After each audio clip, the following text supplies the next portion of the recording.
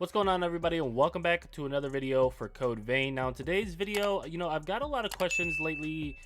Surprisingly, a lot of people are saying that the Frozen Empress is difficult. They've had issues with her, some going as far as saying that the Hellfire Knight is easier, and I don't know, but for me, I just feel like the Frozen Empress is extremely easy. I feel like she's a lot easier than the Hellfire Knight, and she allows you to make a lot more mistakes. And mistakes being, you can get hit a few times without dying. When she jumps back, it doesn't take half of your health, etc. So I'm going to be showing you guys my go-to build for this. Now, obviously, this isn't the quote-unquote best build for her. There are a ton of other builds that you could do. This is just one that I use on the regular, one that allows me to take care of her pretty easy. And for the most part, I've probably beaten her, in all honesty, I've probably beaten her about 20 plus times so far, but this being the go-to build for it. So the main focus of this build is to have S+ for strength, S for vitality, and to have our base attack around 2483 or 2400 for our attack. Now I am level 231, so if you guys are a higher level, obviously those numbers may be higher. But with that being said, this is the raw base attack without any buffs, without any gifts applied, etc. So getting into the build, what I'm running is the Argent Wolf King's Blade with a fortification of +10. So this is going to be the go-to two-handed sword. Again, it just gives us a high stat scaling for strength with A, and it has very, very good base damage. I think one of the highest for two-handed swords. Not the highest, but one of the highest. For Blood Veil, I'm rocking the Violet Gear with a fortification of +10 as well. Now you get this from defeating the Hellfire Knight, but overall I found that this Blood Veil does help to our goal of making strength as high as possible with the stat scaling of strength at B+. Now if you guys don't have this Blood Veil, I do have videos out there on how to one-shot the Hellfire Knight, and I will be putting up a guide of what are the mechanics for the Hellfire Knight and how to defeat him every single time very shortly. But with that being said, if you don't have that, go ahead and look at that video for the one shot, get this Blood Veil, upgrade it, and then equip it. So what I'm running for passive gifts is the strength up, strength and vitality up, strength and dexterity up, as well as the two-handed sword mastery, which you get from the Atlas Blood Code. Now, of course, the Atlas Blood Code is probably the best blood code for two-handed swords. It's based on Yakumo's just high raw attack power and everything strength.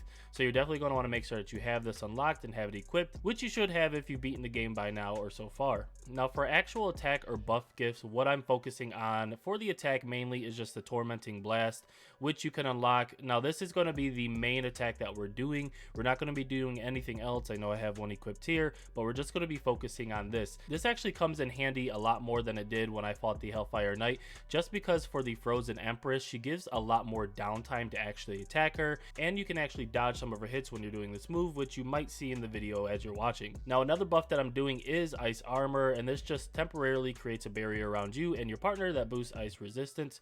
So this is going to be extremely important, obviously, as well as making sure that you have anti-freeze, tonic, or tonic, however you want to pronounce that, making sure that you have a few of those, so that way you can kind of stack these together, and then when the Frozen Empress is doing those frozen attacks, it won't hit you as much. And I noticed that some people did mention that they've been getting one shot by the Frozen Empress by some of her ice moves, so this will definitely help just being able to stack these. Now, I don't recommend that you focus entirely on these throughout the battle, because it shouldn't take that long, and these should wear off by the time that you have her health down to around 25%. So just making sure that you have these in the beginning of the fight or before the fight starts works just as well. And for attack buffs, I have Adrenaline, Somatic Zeal, and Flame Weapon. Flame Weapon being very important because she is ice and is weak to fire, so this will just increase your damage points significantly when you're fighting her. Now, speaking of fire, I also have some flame cartridges that I'm going to be stacking along with this Flame Weapon, so just giving me some additional boost to that flame damage to take her down. So with all of the buffs applied as well as the flame damage, if you look at our attack, it's going to be around 2820, which is pretty good for attacking her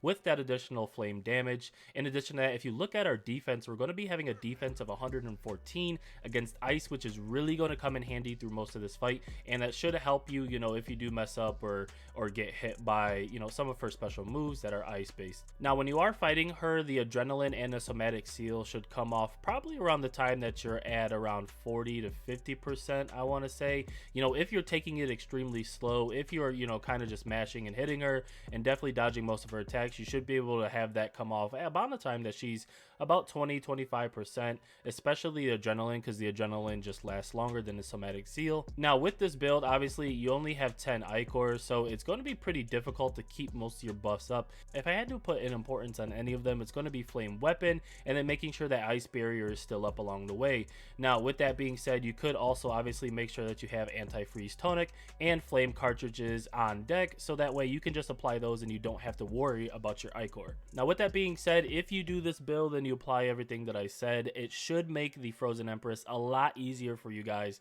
and at least allow you to defeat her on difficulty 1. Of course, you could look at my other video where I do apply the one-shot method to her, which does work for not only halberds, but it also works for two-handed swords and one-handed swords. So I will be putting videos out for those as well, so just be on the lookout. But again, I wanted to show you guys my recommended build and a build that's just kind of my go-to for the Frozen Empress, hoping that it does help you. Now as far as mechanics go for Frozen Empress and breaking down every single little itty bitty detail about her moves, her attacks, her defense, her buffs, etc., I will be putting a video out on that shortly, so just stay tuned. Make sure that you guys subscribe to the channel for those videos and for daily videos. And in addition to that, if you found this video helpful, go ahead and smash that like button, leave a comment, let me know what you guys think, let me know if you have any video suggestions, and I will see you in the next video. Thank you so much for watching. Peace out.